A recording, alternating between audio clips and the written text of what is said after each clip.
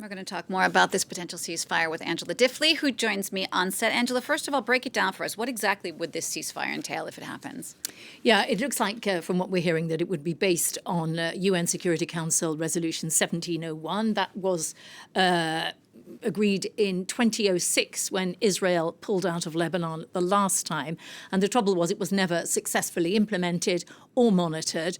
The United Nations peacekeeping force that was supposed to be making sure it was adhered to did not manage to. There were countless rocket firings by Hezbollah into Israel, and it was never properly enforced. So it should, this time, same thing. Hezbollah would be forced back up north of the Litani River. Israeli forces would have to pull out of southern Lebanon, and the Lebanese army would be there to make sure that both sides adhered to that accord. There would be probably some sort of surveillance committee to monitor this, led by the United States and including France.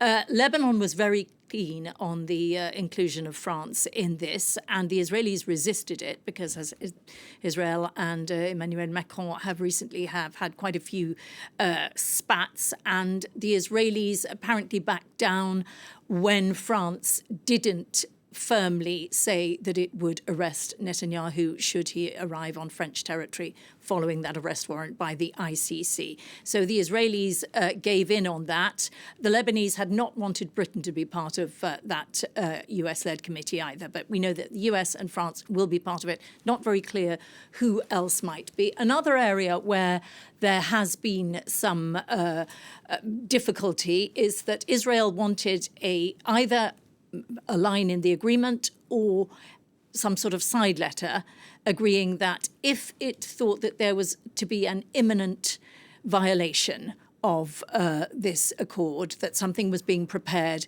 in southern Lebanon. Don't forget, Hezbollah had said that they were preparing something along the lines of an October the 7th attack, or the Israelis said they had found documents saying so. Then Israel would be able to go back in should that happen.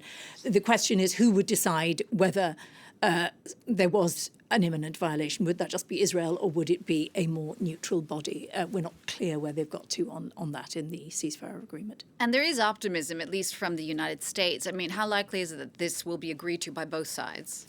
Well, there are incentives. Netanyahu is said to be keen on this. And one of the important facts about this ceasefire deal is that Hezbollah had originally said they would not agree to any ceasefire unless there was also a ceasefire in Gaza, because they had begun their rocket attacks on Israel on October the 8th in what they said was solidarity with Hamas in Gaza.